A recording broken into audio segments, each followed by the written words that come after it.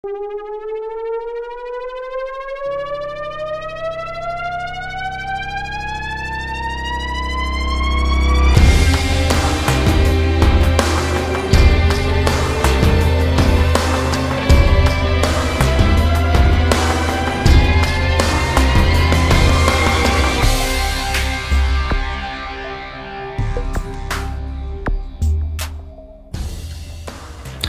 I was sitting on the front row of the sanctuary at the church that I first served at as a youth pastor, and the pastor asked me to tell him everything that I'd been through.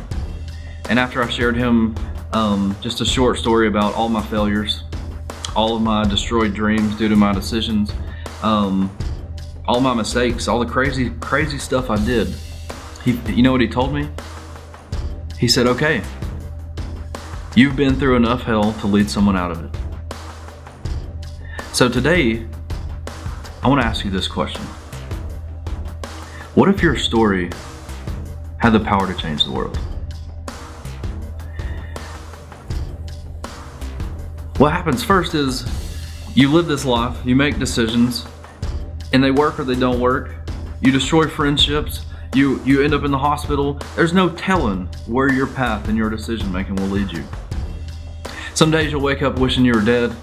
Some days sometimes you'll end the day wishing the Lord would just take you off this planet because you're so sick of just trying to survive. Some days you'll be so incredibly encouraged that you'll think that you own the world, and some days you'll be so incredibly low that you think that there's not a single person on the planet that even acknowledges your existence. You're going to make decisions that are going to destroy people. You're going to make decisions that will radically change people for the better. You're going to make decisions that will cause your parents not to trust you. You're going to make decisions that will make your parents proud of you. You might even steal something. You may murder someone. But you know what?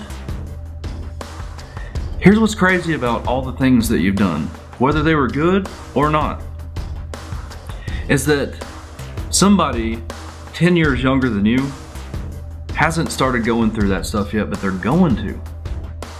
And because you have already gone through it and made it to the other side, then you can show someone 10 years younger than you how to make it through what they're about to go through. And then in that you have the power to change their life. Because you, instead of looking at your past as the heaviness that drags you down, instead of looking at your past as the most regretful thing that you have ever experienced, instead of being so ashamed of what you've done that you don't want to tell anyone, I would encourage you to go find someone today and tell them that they have a hope, that they have a future, that even though they're struggling right now, if they'll just persevere, that they can make it.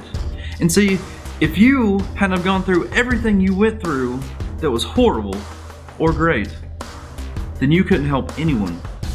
Then people that are come after you would have no witness to getting through what they're going through. Let me show you in the Word what this says. In Revelation chapter 12:11, and this is not an end times prophecy that is going to make your nose bleed because you think about it. I just want to read you this one scripture. It says that in heaven, it says, they have defeated the enemy because of the blood of the Lamb and because of their testimony. The most powerful thing that we have is our testimony. And our testimony is our story. I could spend the rest of your life telling you about my story, and what you would find is a testimony. I would be testifying to the reality that Jesus radically changes people's lives.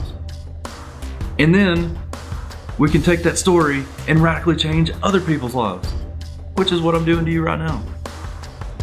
So let me ask you again. What if your story could change the world? It will.